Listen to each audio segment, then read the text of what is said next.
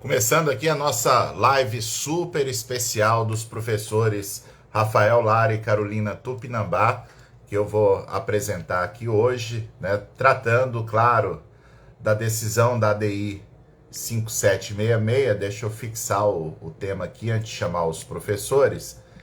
E os impactos na advocacia, né? Muito importante a gente ouvir nesse momento a voz da advocacia, em especial os nossos professores notáveis, né? Rafael Lara e Carolina Tupinambá.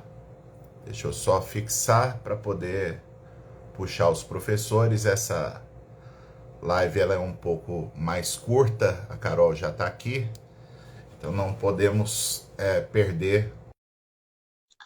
Bom dia a todos, envie as suas perguntas pelo chat da live que a gente está gravando. Bom dia, Carol. Como estamos? Tudo bem? Graças a Deus, tudo bem. E por aí? Tudo certo. Tô meio gripada, sei lá. Eita!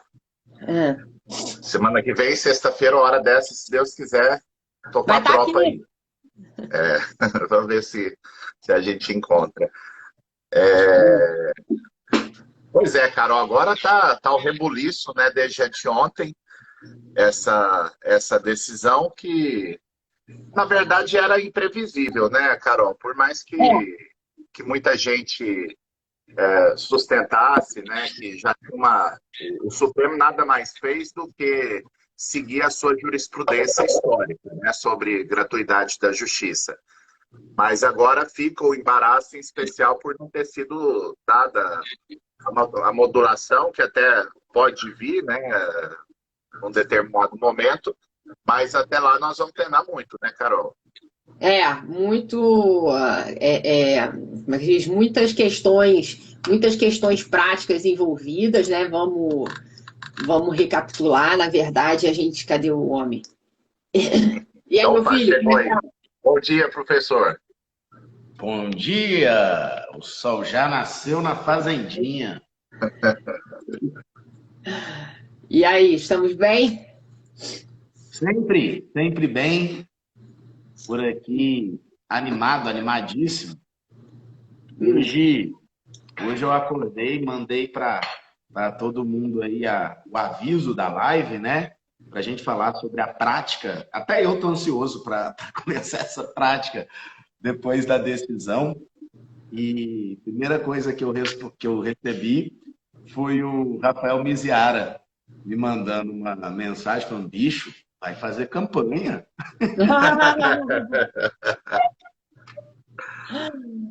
Mas olha só, compromisso é compromisso. Veja que tipo de compromisso aqui que a gente tem. Compromisso é compromisso. E eu tenho com a Carolzinha o compromisso de fazer essa live às 7h45. E nós dois juntos temos compromisso com o chefe de estar aqui. Então vamos lá, bora trabalhar. Que a decisão era esperada, né? Vamos falar sério. A gente estava falando que não era. Não era.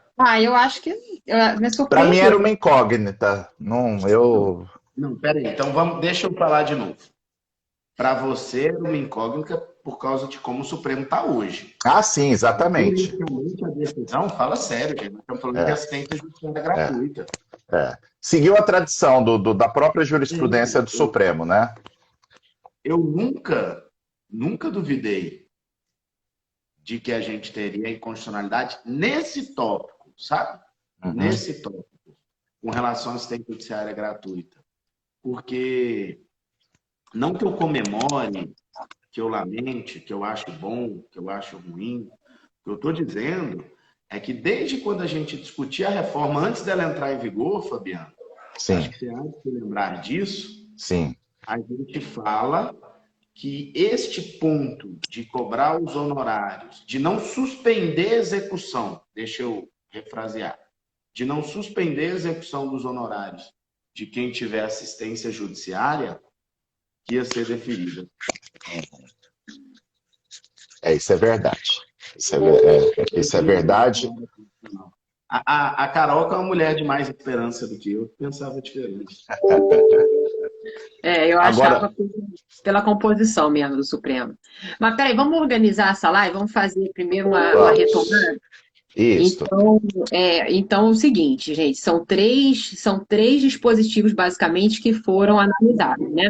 O Isso. primeiro é o 790B, que o 790B fala tanto aí o caput mais o parágrafo 4º. Então, vamos pegar aqui, ó. Então, é o seguinte, o 790B, o primeiro tópico analisado. A responsabilidade pelo pagamento dos honorários de perícia vai ser do sucumbente na pretensão do objeto, ainda que esse sucumbente seja beneficiário da justiça gratuita. E no parágrafo 4º vai falar que somente se ele tiver obtido crédito, né, capaz de superar essa situação, que ele iria pagar. Bom, esse dispositivo foi declarado totalmente incondicional.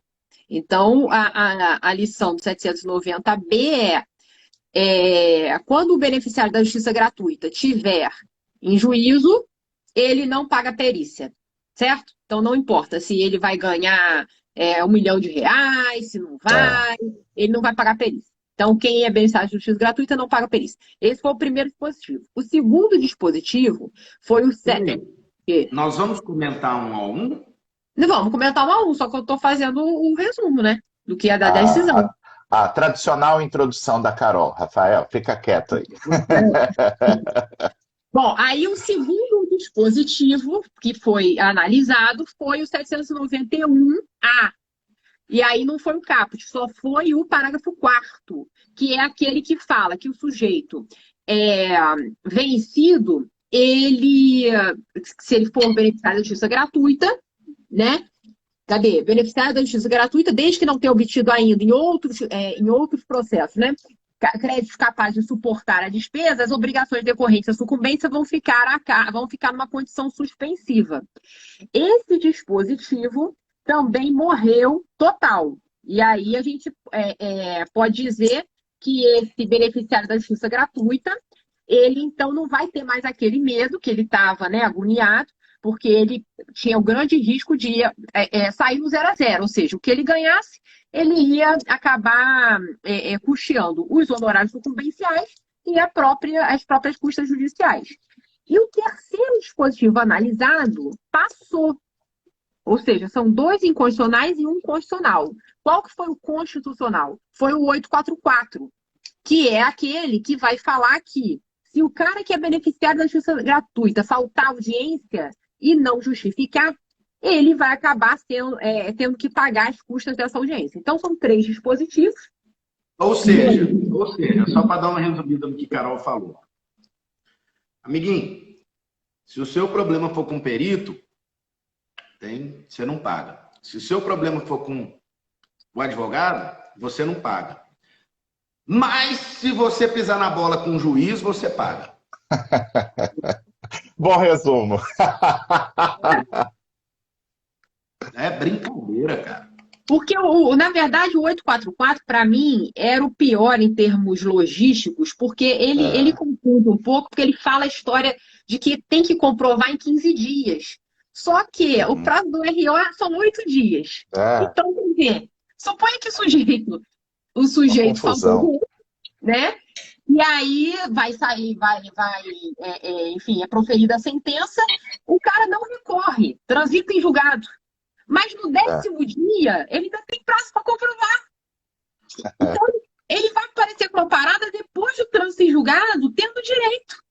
Então, assim, a logística, em termos do fluxograma do processo, a mais louca é o do 844, porque, assim, 15 dias não tem nada a ver com a Justiça do Trabalho, né? É um prazo totalmente disforme. E aí, esse justamente passou sem nenhuma colocação. Quem até chamou atenção para essa disfunção, né, de prazo e tudo, se eu não me engano, foi até o ministro Fux, chegou a comentar, mas passou batido e ficou por isso mesmo. Então o cara tem que justificar. Só que ele não pode justificar em 15 dias, ele tem que justificar pelo menos em 8 dias. Porque o negócio vai transitar, senão vai ser o quê? Um atestado rescisório? Entendeu? Uma coisa louca. Mas, enfim, esse passou. Vamos falar dos que não passaram para ver o que de efeito prático a gente tem, certo? Primeiro, a história da perícia. Primeiro, tem muito pouca gente que conhece. Eu acho que é importante falar o seguinte: tem que dar uma olhada no site do CSJT, do Conselho Superior da Justiça do Trabalho, e a gente tem a resolução 247. Ela substitui a resolução 66, antiga, lá de 2010. Essa resolução 247, ela foi alterada em 2020, tá? E ela regulamenta toda essa questão da prestação de serviço por intérpretes, peritos, enfim, tradutores, dos beneficiários da justiça gratuita. O ministro Barroso, ele falou bem, porque o que acontece? Quando ele abre, né, ele era o relator, quando ele abre o julgamento lá atrás, ele tenta fixar 3 teses. A primeira é que seria legal a gente fazer esse controle, né, de desincentivo a uma litigância abusiva, que isso era o dever do Estado. Depois ele fala o seguinte, olha, que a cobrança dos honorários de sucumbência poderia incidir toda na verba indenizatória, um dano moral da vida, e acima de 30%, desculpa, que eu estou meio gripada, acima de 30% nas verbas alimentares. E a outra situação é que ele falou o seguinte, pode cobrar custas judiciais em razão da ausência do reclamante na audiência. Então, ele estava a favor também do 844. Só que eu acho que o que ele explicou no voto, até quando o ministro Alexandre Moraes puxou, né, o voto vencedor, ele ainda fez questão de interromper e falar o seguinte, ministro, olha, não tem almoço de graça, alguém vai pagar essa conta. Quem é que vai pagar esse perito, enfim, esse tradutor, esse serventuário, esse auxiliar da justiça? Eu acho, no meu modo de ver, que quem se beneficia, porque o pobre vai pagar de qualquer jeito, ele fala assim. Então, eu acho que assim, é mais justo que quem se beneficiou da prestação jurisdicional pague. Do jeito que o senhor está falando, o senhor vai derrubar o dispositivo inteiro. E foi isso que aconteceu. Ele até ficou angustiado para poder intervir, para fazer prevalecer a tese dele, mas de verdade caiu tudo. E sobra a resolução 247. Essa resolução 247 fala o seguinte, ó, se você é perito de um sujeito que é beneficiário da justiça gratuita, esse sujeito, como é que vai funcionar? Tu vai receber R$ 1.000, ninguém merece, né? Hoje o valor médio de perícia está muito mais acima disso. Então, chama essa galera para trabalhar meio que por volume, né? E você recebe como se fosse um RPVzinho, você recebe lá da União, por isso que o ministro Barroso falou assim, ó, alguém vai pagar, não existe, esse cara não vai trabalhar de graça, você recebe da União e a galera tem que se cadastrar para entrar nessa fila dos peritos de R$ 1.000. Então, assim, tem muitos tribunais aqui no Rio mesmo. Desde a resolução 66 que antecedia essa resolução do CSJT, ninguém quer se cadastrar. Se você é perito, se você cobra aí R$ 5.000 pelo seu laudo, não vai se cadastrar para ser perito para receber da União por R$ 1.000? Então, assim, você tem uma negativa de acesso à justiça desse pessoal que precisa da perícia, né? O 192, 193 fala que em casos de saúde, segurança do trabalho, periculosidade, insalubridade, é obrigatória a produção da prova pericial. E o sujeito fica meio que sem alternativa, porque apesar da lei falar assim, não cabe mandado de segurança para exigir antes. Tá bom, o cara vai receber R$ 1.000. Mas na prática, gente, não encontra o perito. Entendeu? Não encontra. E o sujeito tem a tutela prejudicada. Então, essa história do perito, eu acho que, assim, deram mole, porque o que eu aconselho para quem é advogado de reclamante? Se você tem uma ação, né, que faça a questão da produção da prova pericial, eu distribuo separado, cara, porque aquilo ali é uma vala do tempo, não adianta você botar junto com os pedidos de hora extra, Perfeito. mesmo que hoje a gente tenha o fracionamento do mérito, muitos juízes vão dizer que não tem, que o problema do PJ é que não consegue fatiar, não sei o quê. Então, eu distribuo duas ações. Eu pego essa ação, entrego para Jesus, porque ela vai ficar nessa ladainha, quem é que tem dinheiro para pagar, quem é que não tem, como é que a União vai pagar, a União quer pagar, mas não tem o sujeito que queira receber os R$ 1.000. Então, assim, eu distribuo diferente, boto sozinho, aquela ação só de periculosidade ou só de insalubridade, e na outra eu faço uma ação apostando aí na celeridade, entendeu? Então, esse seria, assim, as observações principais sobre a perícia. E fiquem de olho na resolução 247, porque ela é importante, muitos advogados não conhecem, né? Você tem que fazer o requerimento, olha, eu sou beneficiário de justiça gratuita. Lembrando, gente, também que você falar que você é beneficiário de justiça gratuita, não é essa moda, vamos embora. Tem que lembrar de colocar esse modelo na procuração, né?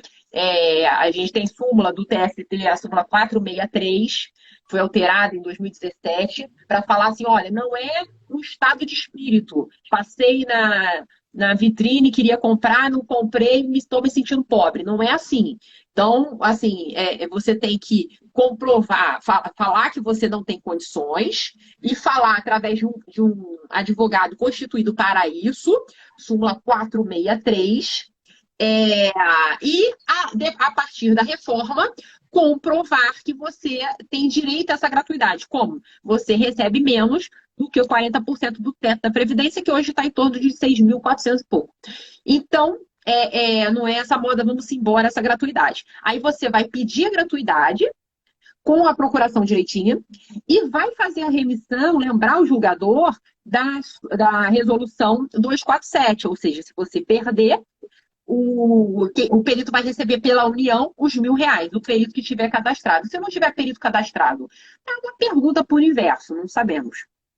Mas essa aqui é a prática do reclamante em relação à perícia, o reclamante que tem a justiça gratuita. Agora, a prática do advogado, eu acho que o Rafael podia, né, Rafael? Vai lá. Você viu no início da live? Teve uma moça chamada Priscila, falou assim, o Rafael vai se candidatar? Eu falei, ô Priscila, tá doida? O homem tá vivendo disso. Ai. Porque ela não é de Goiás, gente. Ah, tá. Bom, aí vai no sucumbência. Fabiana, faz um favor para mim. Fale.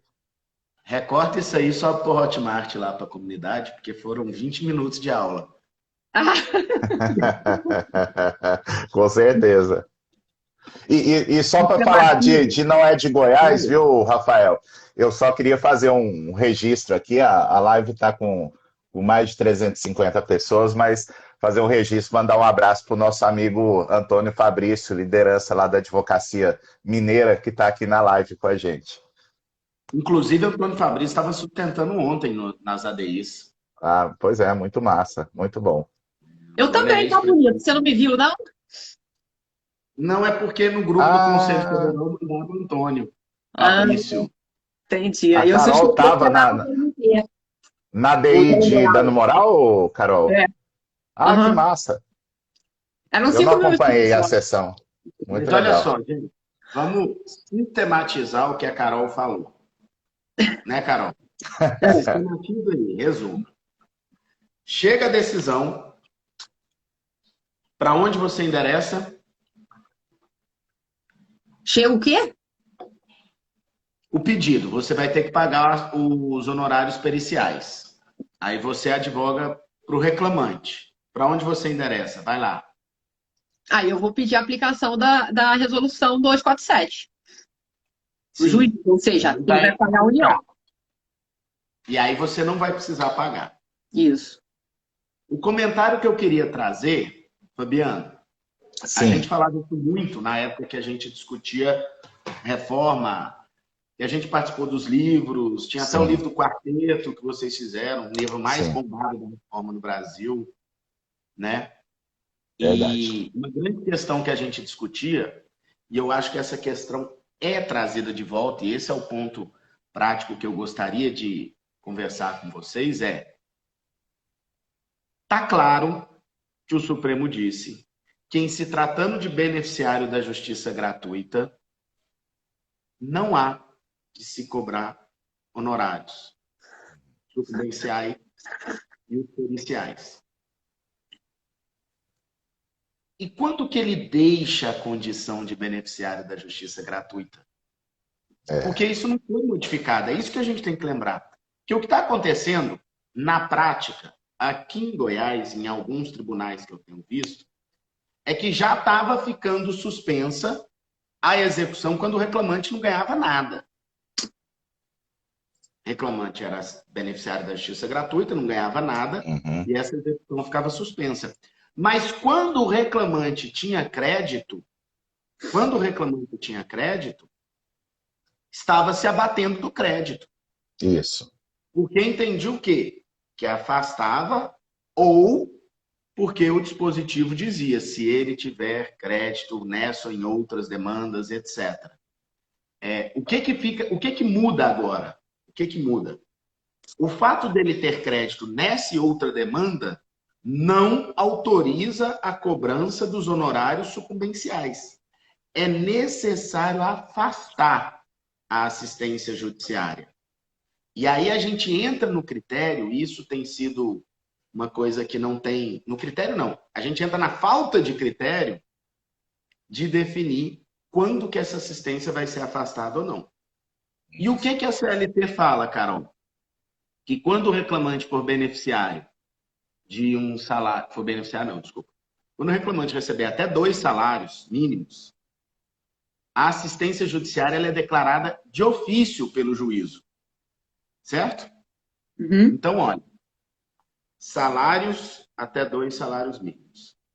Assistência judiciária de ofício. Acima disso, tem que ser comprovada e requerida. E aí a grande questão é, como que fica isso no crédito? O reclamante ganhou uma ação. Como é que nós vamos presumir que aquilo afasta ou não? Então, primeira dica que eu quero deixar para todo mundo e que eu falava desde sempre e que isso acabou se perdendo no tempo. Sim. Gente, a justiça do trabalho é a justiça do desempregado. Não é a justiça do empregado. Normalmente, na grande maioria dos casos, a pessoa sai do emprego e propõe reclamação trabalhista. E quando ela começa a ação, ela está desempregada. Então, ela não tem renda nenhuma, menos de 2 salários mínimos. Existe um costume dos magistrados,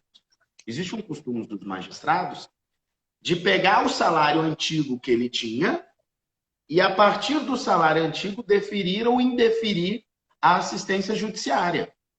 Na maioria dos casos é assim. Mas não existe, não é uma regra, estou falando que é um costume. Só que quando a gente continua o processo, o reclamante sempre fala, olha, ele está desempregado. Como é que fica a partir de agora? Lá na audiência de instrução, os advogados de reclamada têm uma pergunta que muitos juízes, inclusive, indeferem, mas que eu acho que é essencial, que é a seguinte. O reclamante está trabalhando novamente? Qual é o salário dele? Porque se ele estiver trabalhando novamente e tiver mais de 2 salários mínimos de renda, ele precisa comprovar necessariamente que ele é beneficiário da assistência judiciária. Então, a gente abre um elemento de debate interessante, até para grau de recurso e etc. Então, e isso não foi enfrentado. E nem vai, lógico, porque é questão de fato. Então, essa é uma característica que a gente pode utilizar na prática da advocacia para rediscutir essa assistência. E, eventualmente, afastar uma assistência que existia no início, mesmo que ainda não tenha sido declarada, porque o juiz vai declarar só na sentença, mas você traz um fato novo na audiência de instrução. A segunda questão é, depois do processo julgado, vem o crédito do reclamante. Quanto ele tem que ter direito a receber para a gente afastar a assistência judiciária? Quanto a gente tem que receber para afastar a assistência judiciária? O professor Sebastião Geraldo, salve, salve. Muito aí bom. Salve, salve, professor. Uma honra para mim. O professor Sebastião Geraldo é o professor de todos nós. Exato. A Ana Paula está falando que adota 50 salários mínimos.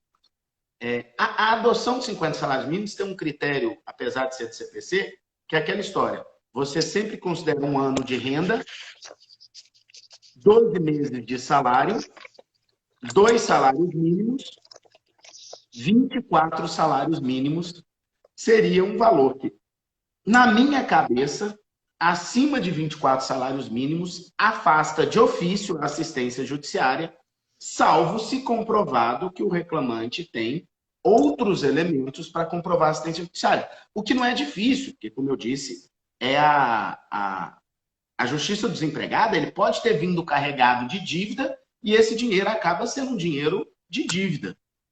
E aí não afasta a assistência judiciária.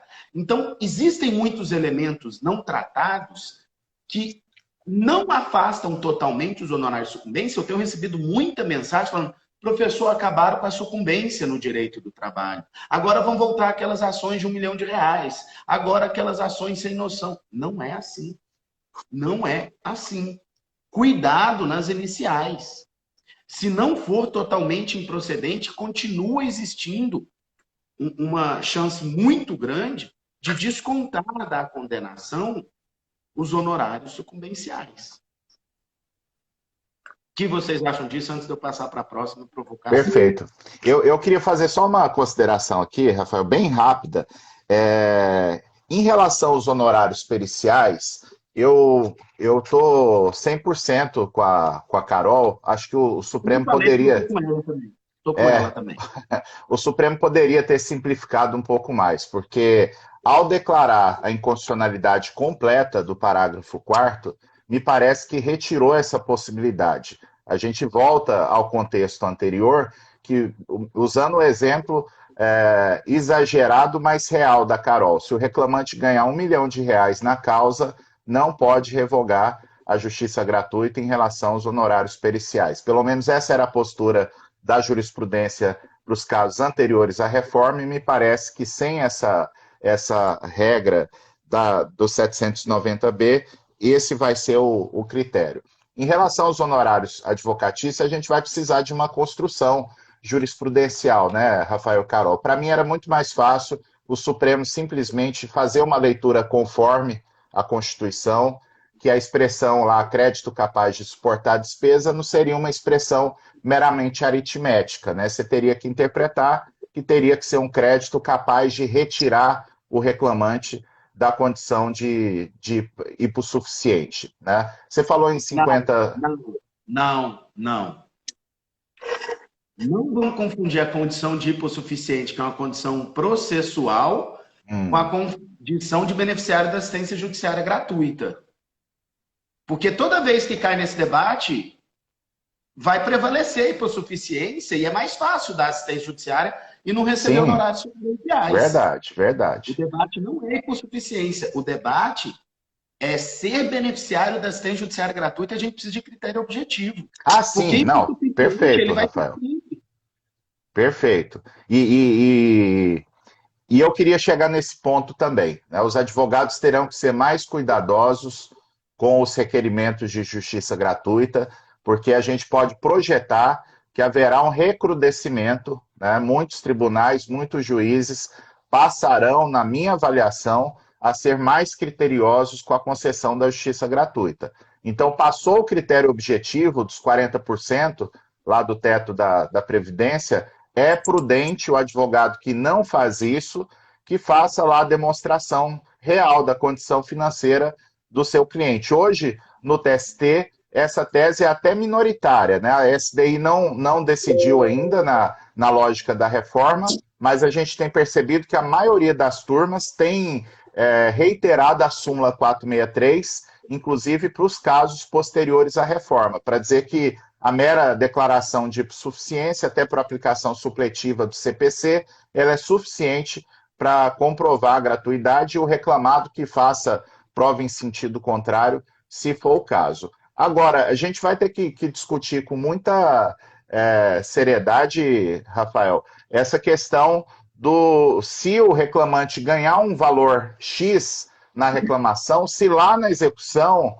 poderá ser revogada, revogados os benefícios da gratuidade da justiça para que ele pague os honorários do reclamante. Porque o Supremo, por um lado, fechou essa porta, no meu entendimento, de querer dizer, ó, com o crédito trabalhista não deve se pagar honorário se a pessoa é beneficiária da justiça gratuita. Mas aí cria um contrassenso, né? Aquela pessoa que perdeu tudo, se eu demonstrar de qualquer forma que ela hoje tem condição de pagar, eu, como advogado, posso ir lá fazer a execução, porque essa parte está intacta da reforma, né? Que é a expressão que não foi declarada inconstitucional lá do parágrafo 4º. Agora, aquele que tenha ganhado um valor poupudo, né? Ainda, claro, é o direito dele, esse não pagaria nada, né? Então, me parece que cria aí uma situação de quebra até de isonomia.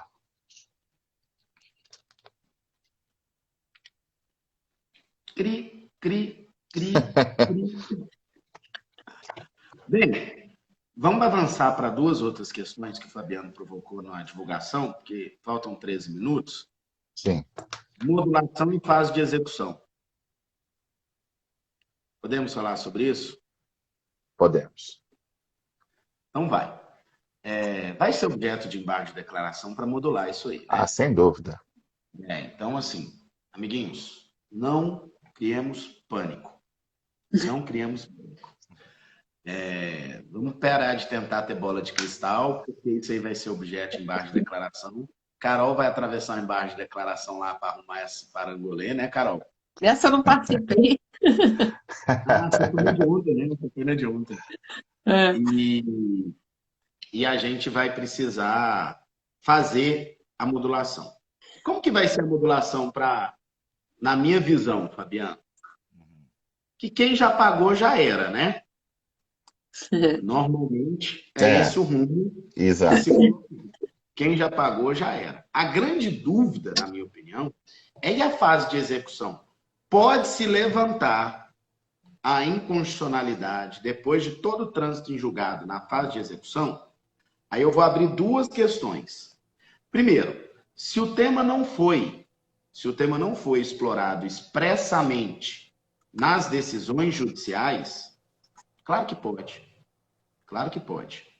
Então você vai, na fase de execução, alegar inconstitucionalidade e afastar a cobrança dos honorários periciais ou sucumbenciais em decorrência da assistência judiciária gratuita. Essa é a primeira questão. Segunda questão. E se, eventualmente, o tema tiver sido tratado? Aí eu entendo, Fabiano, que é só o caso de ação rescisória. Mas, porém, contudo, todavia, isso é só depois da modulação para a gente afirmar com certeza se cabe a ação rescisória ou se não cabe a ação rescisória.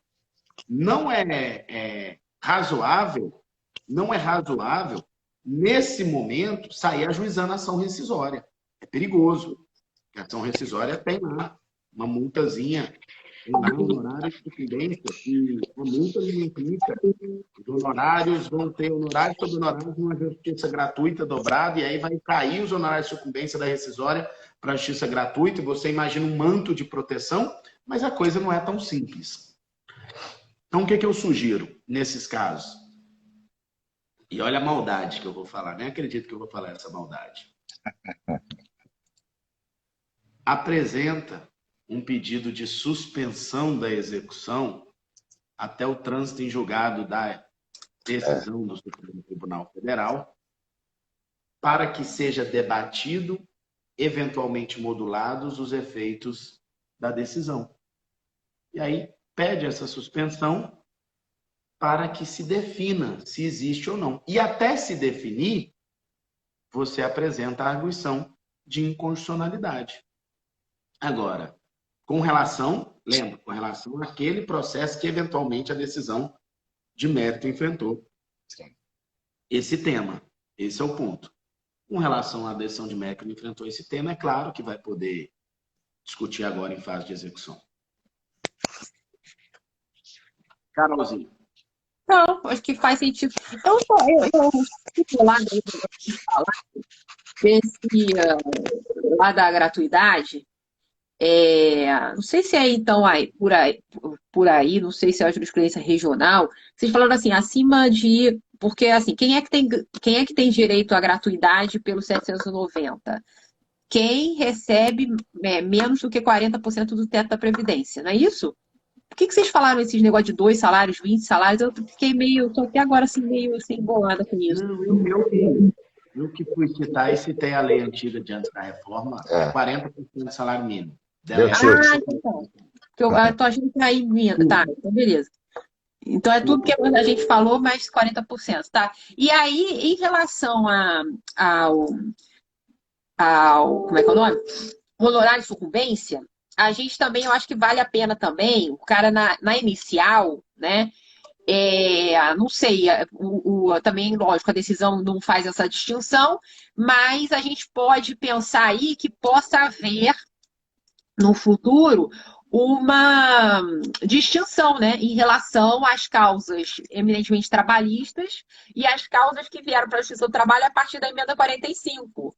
Porque lembra que a resolução 17 do TST fala lá, ó, a galera que chegar, honorário de sucumbência normal, se aplica o CPC artigo 85. Exato. Então, existem, na verdade, 2 blocos para esse raciocínio, a galera que vai estar. Porque, assim, quem está na Justiça do Trabalho há mais tempo, está nessa sofrência, né? Quem na Justiça do Trabalho raiz, emprego, a gente tem uma evolução problemática de gratuidade de tudo isso, que era lá atrás, aquela lei da Defensoria Pública 1060, falava, ó, tu pode ter justiça gratuita, não sei o quê, porque ela era de 1950. Aí logo veio a Lei 5579, 5584, que é aquela lei que fala do sindicato. Aí como é que ficou para o pessoal da Justiça do Trabalho? Separadinho, ó. Para você, quem é que regulamenta a justiça gratuita na Justiça do Trabalho? A Lei 5584. E ela fala o quê? Ó, tu tem que ganhar 5 salários mínimos, depois 2 salários mínimos, depois 5 salários mínimos. Aí era um negocinho. Aí depois era assim, ó, quando você se sentir pobre, você já ganha, tá tranquilo. Pode afirmar qualquer bobagem. Aí ficou esse... Desde de 2001 até a reforma trabalhista em 2017, esse estado de espírito. Essa que era a realidade. Você não tinha uma litigância responsável em relação à indicação do valor da causa, em relação ao pedido de gratuidade. Quem lembrava de pedir, em geral, se não arrumasse uma implicância com o juiz, ganhava. Não tinha muito o mistério.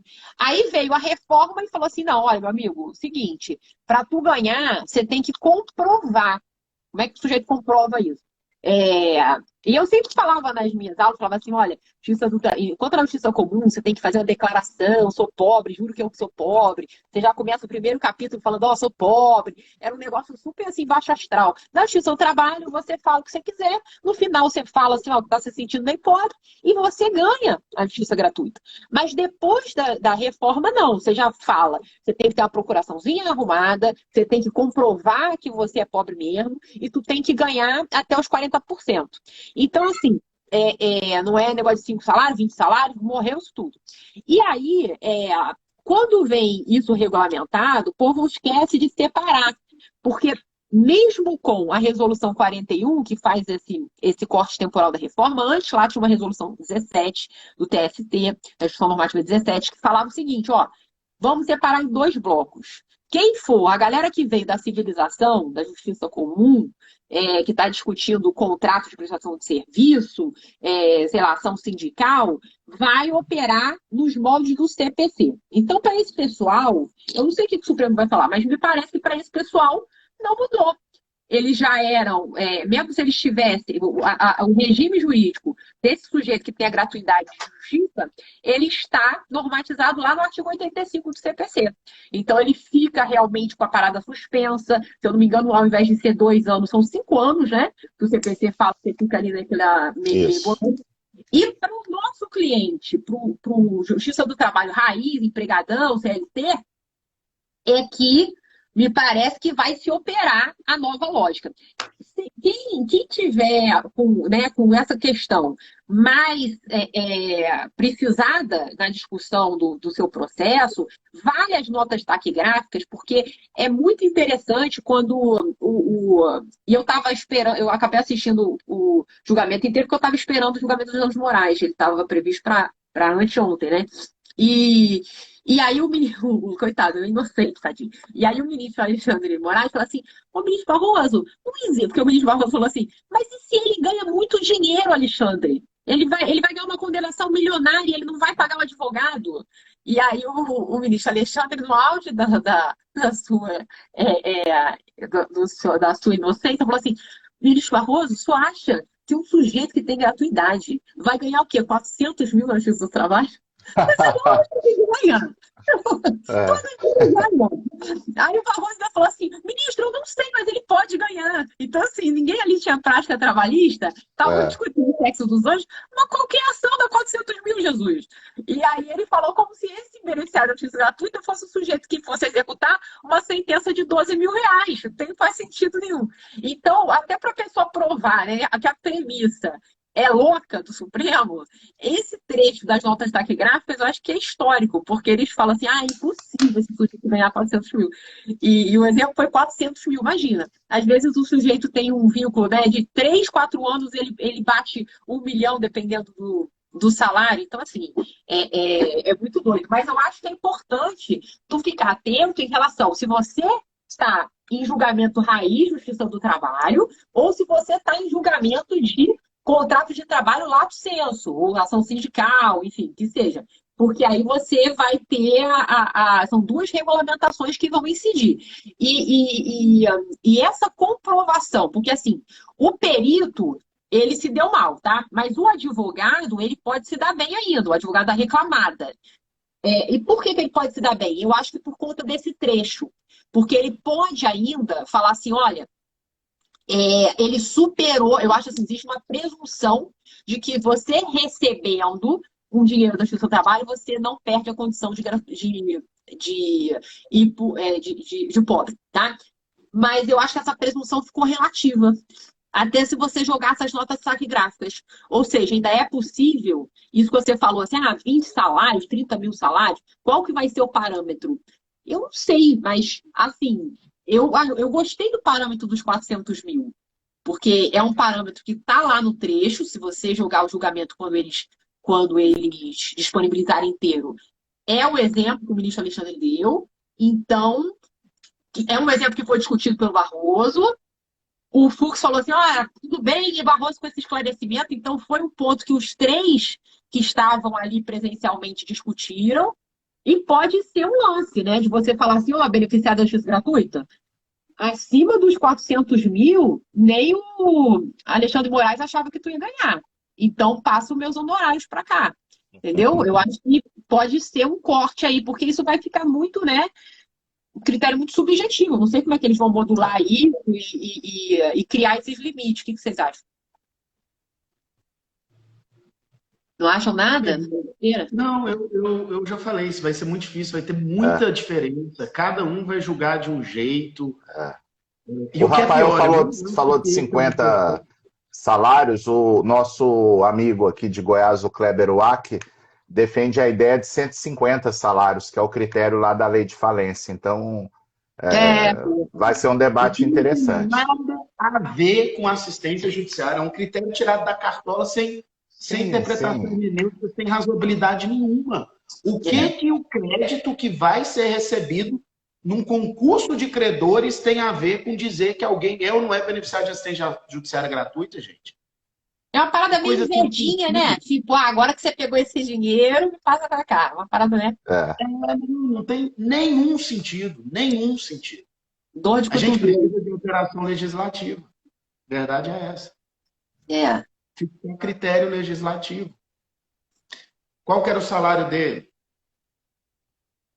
Pega aquilo lá, estimula um ano, e se ele vai receber de uma vez o equivalente a um ano, poxa, ou dividir o que ele recebeu pelo tempo de trabalho, não sei, tem muitos critérios para a gente pensar, mas não dá para cada um fazer de um jeito. A gente vai ter aquela velha máxima de cada vara com a sua CLT. Verdade.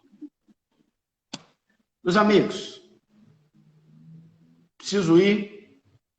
Beleza. Live boa. Esse assunto vai se desdobrar. O Lauro fala bem, é sempre melhor um acordo lá no Sejus que resolve o assunto. Eu só falo uma coisa sempre aqui, viu, Lauro? Porque aqui em Goiás a gente está vivendo uma situação, em Goiás não, né? No Brasil, porque o CNJ definiu isso de Brasil, que em alguns casos no judiciário o Sejusc tem dispensado a presença dos advogados. E eu repito sempre que eu tenho oportunidade, Lauro, Sejusc sem advogado não é justiça.